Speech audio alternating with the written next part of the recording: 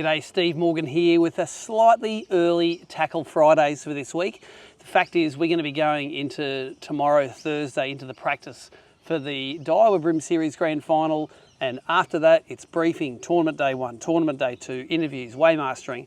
I ain't going to have time to do any of this. So we got down here a little early. We got hit down here at the Wanji Point Holiday Park just after lunchtime today.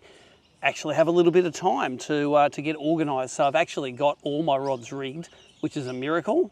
Thought I might just run through you some of the last minute stuff that's shown up and actually what I've got tied on for practice day.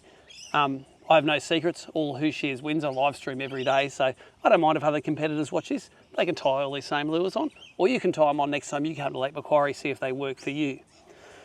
Let's go through the lot, because Daiwa BREAM Series, full Daiwa outfits. I've got one Daiwa BFS and I've got about 10 normal Daiwa outfits, most of them straight through fluorocarbon, a few of them braid and leader. But before we do that, let's check out some of the stuff that turned up. I did my last one of these from Melbourne, grabbed a few lures to take with me, took a couple of the Pro Lure hybrid shrimps. Guess what? I've got all of them here now. So there's about 8 of the hybrid shrimps in all the different colours. I don't know how we're going to do this, but look, hey, 8 colours of hybrid shrimps there. I'll definitely tie them on at some stage tomorrow and see how they go. Mightn't be my gun lure for the grand final, but I will tie them on and see how they go, because I'm really interested to see how they swim. Other things that turned up were the zip baits. So I've got a pair of each of these ones here. Let's run through the colours. The black one there, these are the zip baits, Camson DR Tinies. These are the small ones. So they've got some of the black ones there. I've got some of the prawn coloured ones there, so they look pretty cool. I've got a couple of the chrome ones, and I've got a couple of each because I might want to tune one to run left and one to run right. I've got some of the Wakasagi colours here. They're the Wakasagi colours juniors, and then the, what else? 1, 2, 3. Oh, I've got the ones that are on the rods. So these are on my regular end feet rods with 3-pound line. I'm going to tune one of those to run left, one to run right. Might have to write right on it or keep on different sides of the boat or something, but I think crankbaiting boats is going to play this weekend. So that's my first 2 outfits that I have tied on. The Camson Tinies. Got a care package from Callum over in Outback Brewer Baits.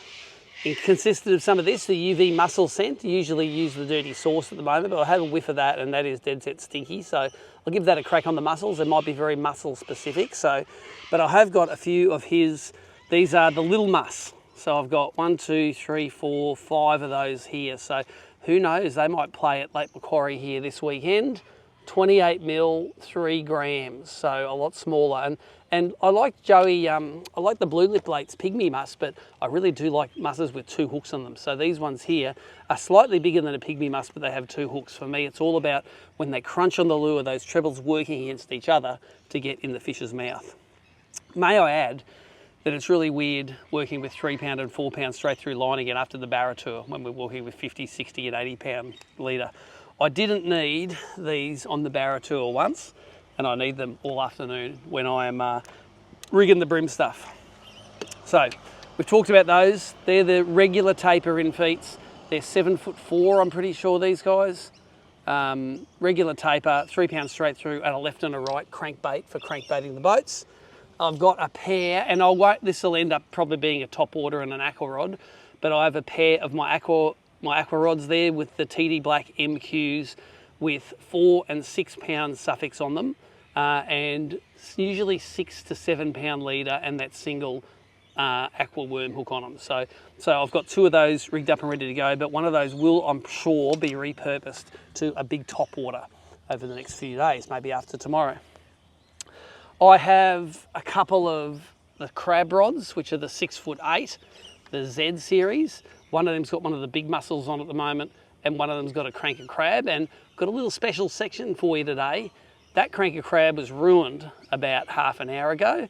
I've worked out a way to fix the legs, and I'm sure you're going to be interested. Check that out now. So getting prepped for the pre-fish Lake Macquarie Grand Final. Who can see what's wrong with my Cranka Crab? It's those legs. If they're not perfectly symmetrical and flat, they spiral when they sink, and bream don't like them. So let me show you how to fix this without wrecking your crab. Let's go up to the kettle. So I boil the kettle Just going to sip a little bit of boiling water into the cup here. Just enough to cover the crab. This is where you need your pliers. Grab your crab on the splitty. Like that. Throw them in there for 10 seconds. Pull them out. You can see they're nearly falling down there already. If that's not enough, I'll put it in for a little tranche. Some of that boiling water.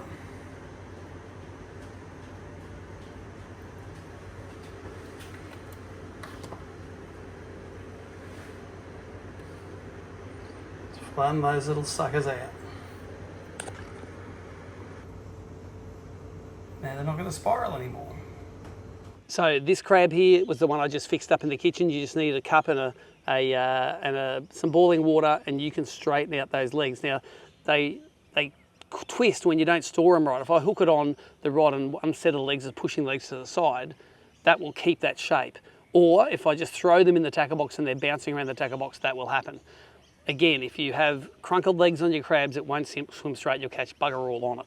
So there's two solutions. One is you get a new one out of a packet, or B, you just get the one that's perfectly good and you fix the legs. So we've done that on that fella there. So a couple of the crab rods, crab and muss on there. But I have a third crab rod here.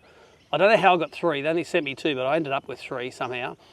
I've got this rigged up with a blade, a heavy-ish sort of blade.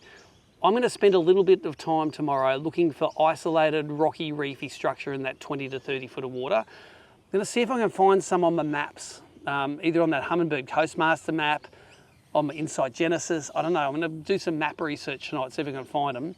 This is going to be the bait where in forward facing sonar, in forward mode, I'm going to see fish school near the bottom and I'm going to plummet that bait down to them. Use my forward facing sonar to see if there are fish on boats, looking in the shallows, use it for all sorts of stuff, but I haven't used it in the real deep stuff here. And knowing my attention span, I'm going to be doing between 5 and 30 minutes of that tomorrow. And if I catch a big fish in that time, it might play for the tournament. So I've got 4 pounds straight through on this one with that blade. And I think if I'm going to connect with big fish, that's one of the places I might be able to do it. Might be lower pressure with some of that isolated, deeper structure in the grand final. Who knows? I'm rigged up for it anyway. On my 7'1", my general purpose one, I've got a Chartreuse 86mm bent minnow. That's one that I bought in Japan earlier in the year. Thought it's a unique colour. I'll be able to see it really easily. And tomorrow morning I'm going to check out a few bent minnow spots, and I think top water is definitely going to play. So I've got the general purpose one rigged with that 4 pound Suffix, 5 pound Daiwa X-Link leader. And sort of to match with that, looking at the top waters, I'm definitely going to sneak up a creek tomorrow and practice and throw this around. This is the soft shell cicada, but I might even throw the bass tune one around. This is the Daiwa Steez BFS rod. I've re-spooled that with some 6 pound braid at the moment and some 7 pound leader. Hopefully that plays. I love a good topwater bite, and Lake Macquarie, we have good topwater fishing in it. Something else I snuck back from a tackle store in Japan. Have you ever seen an eye wave of that size? All the guys were using them at the Bass Grand Final, but this is more of a brim size one. And in some of my topwater spots, if they're swirling on it, I might switch to that subsurface lure. This eye wave has only got 1 hook on it, which I'm a little bit worried about. A normal eye waver would have 2 hooks on it. So little micro eye waver might play tomorrow. And last but not least, wouldn't be a brim tournament, especially in Lake Macquarie, if I haven't got my stick minnow tied on. That's one of Adam Costa's varieties of his generic ones. With his hooks on them, it's straight factory from Adam Costa. That's on some 3 pound line, 2000 size TD black, and that 7'5" finesse in feet EX I think are the flash ones. So that is a whole lot of outfits that I've got tied up for tomorrow. I don't know which ones are going to play on the tournament day, so with any luck I'll eliminate half of them tomorrow, dial myself in. You can watch me live stream on Friday, Saturday, and hopefully Sunday on my on this channel that you're watching this on now. I've got to get into the top half of the field to make it into the last day. So fingers crossed. I missed it in the Bass Grand Final by a few places. I had a bit of gear failure when I broke my braid. It's all got new line, it's all been retied, no gear failure this weekend. Every bite is going to turn into a fish, I can tell.